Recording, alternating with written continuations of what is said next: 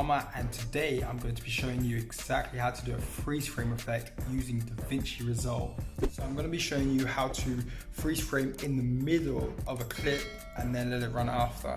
It's a really cool effect, and by the end of this video you'll know exactly how to perform these effects effortlessly. Let's get into it. To get started, I've added a clip to the timeline. Let's begin by positioning the time marker to where you want to freeze your frame.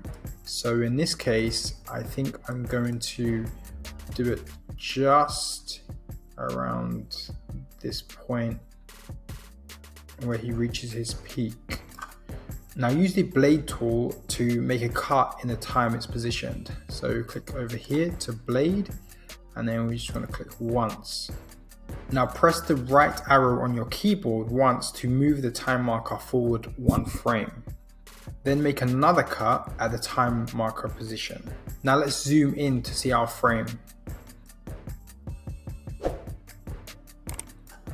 Now we have our frame cut out here. Let's right click and choose change clip speed.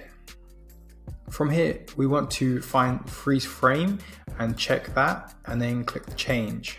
Now move the trailing clip out of the framed way with the selection tool. So come over here, click here, and then let's just drag that one out. Now we can drag our freeze frame to the duration we want, and I think that's fine. Now let's go ahead and play this back.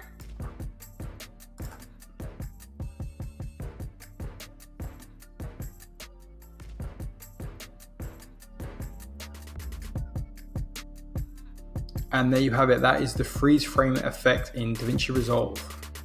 So by the way, if you've enjoyed this video, make sure you subscribe to the channel, comment below, let me know your biggest takeaways, and you'll love the next video that's coming up. Make sure you subscribe.